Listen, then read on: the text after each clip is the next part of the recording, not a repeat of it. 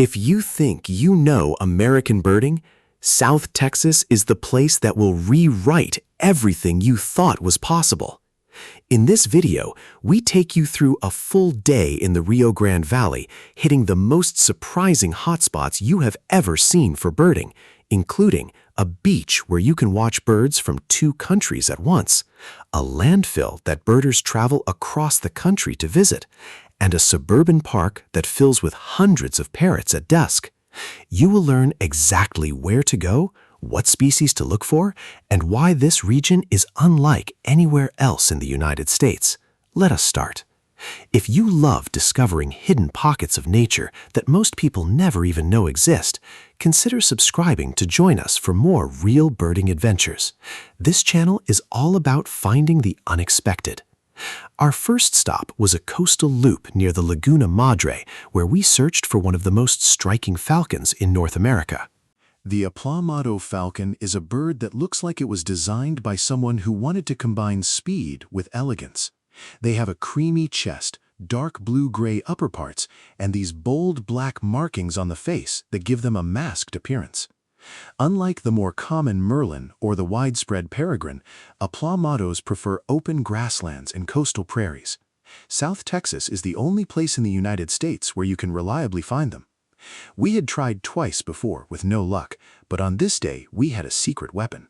A local expert named Justin and his dog Stormy joined us. Stormy seemed to bring the luck we needed because after cruising along the coastal roads, we spotted 2 Aplomados perched out in the open. Their colors were absolutely brilliant in the morning light. They flew low and fast, making sharp dips as they hunted. If you ever go looking for Aplomados, timing matters. Early morning is your best window. Scan power poles and fence posts along open fields. They often perch on the highest available point. And here is a warning. They can easily be mistaken for merlins at a distance, but Aplomados are larger, longer-tailed, and show a distinct white chest band that no other North American falcon has. Do not confuse them, or you will think you have ticked a bird you actually have not. Right before we found the falcons, I picked up 2 other life birds that most local birders would consider common, but for someone who does not live in the region, they were new. A long-billed curlew flew overhead with that impossibly long, curved bill, and a gull-billed tern cruised past. The gull-billed tern is worth noting because unlike most terns that plunge dive for fish, this species catches insects and small reptiles on the wing. It is a subtle difference that changes how you look at an entire family of birds. That is the kind of thing you learn when you spend time birding with someone who knows the area. From the falcon spot, we drove to Boca Chica Beach. To get there, we passed right by the SpaceX facility. The launch pads and production buildings sit on the same stretch of coastal prairie where we had just been watching falcons. It is a strange contrast, rockets and raptors sharing the same horizon. On this day, SpaceX was quiet, and the beach stretched out wide thanks to low tide. The sand here has a lot of clay in it, which means you can actually drive on the beach when the tide is low enough. Driving the beach changes everything. Instead of trudging through soft sand for hours, you can cover miles of shoreline in minutes, scanning both the surf and the dunes for birds. We saw ring-billed gulls, Forster's terns, brown pelicans, and then a bird that immediately stood out. A reddish egret. These birds are aggressive hunters.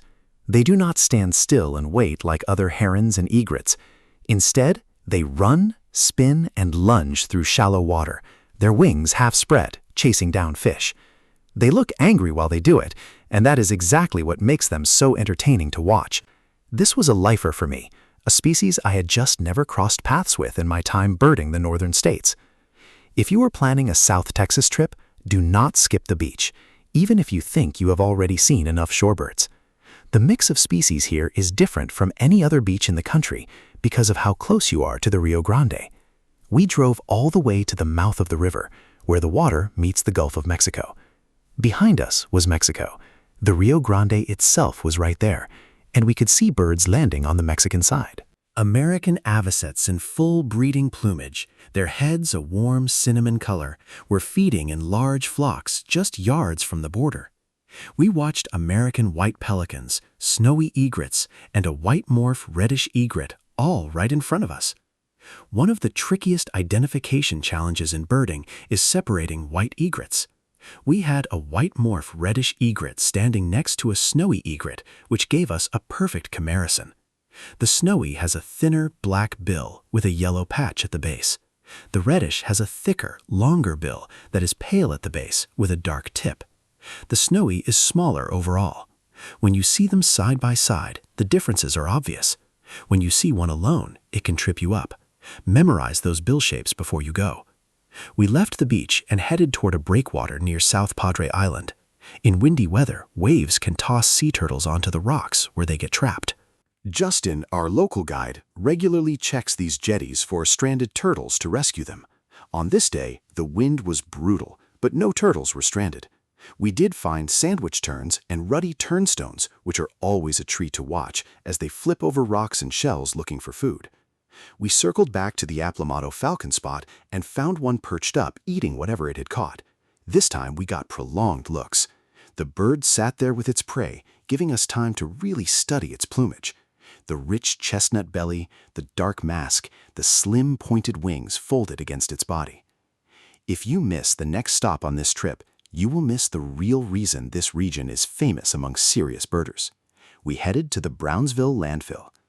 If you have seen the movie The Big Year, you might remember a scene where birders visit a landfill to find a rare crow. That landfill is real, and it is in Brownsville, Texas.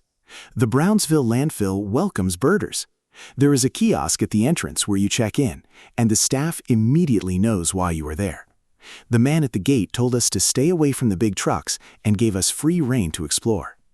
The landfill looks exactly like you would expect.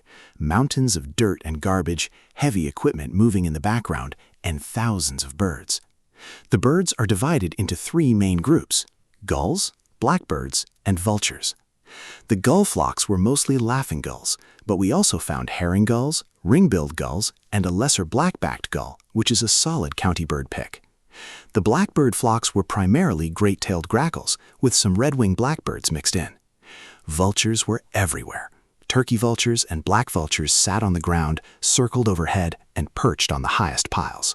The main reason birders come here is the Tamaulipas crow, a species that was once reliably seen at this landfill. It has been a long time since the crows have showed up, but people still come, hoping they will return. We did not find any Tamaulipas crows, but we did find a raven and a white-tailed hawk.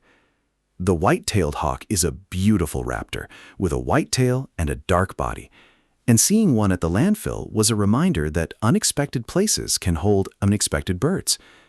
The landfill smelled bad, but the novelty of birding at a working dump that actively welcomes birders is something you have to experience to believe. After the landfill, we tried for tropical parula at a spot called Resaca. This is a small warbler with blue-gray upperparts, a yellow throat and chest, and a distinctive dark patch below the chest. They are rare in the United States, found only in the southernmost parts of Texas. We searched the trails and feeding stations, finding orange-crowned warblers and even an armadillo, but no tropical parula. This was our third attempt at this species, and we came up empty again. Sometimes the birds just are not cooperating, and that is part of birding. As the sun started dropping, we headed to Olivera Park for what we were told would be a spectacle: parrots. South Texas has established populations of several parrot species, mostly originating from escaped pets. Red-crowned parrots are the most common, and at certain parks in the Rio Grande Valley, they gather in huge numbers at dusk. We arrived about an hour before sunset. The wind was strong, which made it harder to hear the parrots' calls. We searched the park, finding European starlings, blue-winged teals, and a green heron. Then we heard them. A flock flew in, called loudly, and then flew right back out before we could get a good look. They kept doing this, appearing briefly and vanishing. Just when it was getting too dark to see, the biggest flock yet passed overhead and appeared to land in a nearby subdivision. We drove over, got out of the car, and the noise was incredible. Red-crowned parrots packed into a tree, their green feathers blending perfectly with the leaves in the fading light. They almost disappeared visually, but the sound gave them away. We watched them settle in, and then they stopped calling entirely and vanished into the tree. It was a surreal end to a day that had already been full of surprises. If you enjoyed this look at what South Texas birding has to offer, take a moment to subscribe to Wings of Nature. We go deep into the places and species that make birding exciting, from landfills to beaches to urban parrot roosts. There is always something unexpected out there, and we will help you find it. Thanks for watching, and we will see you on the next adventure.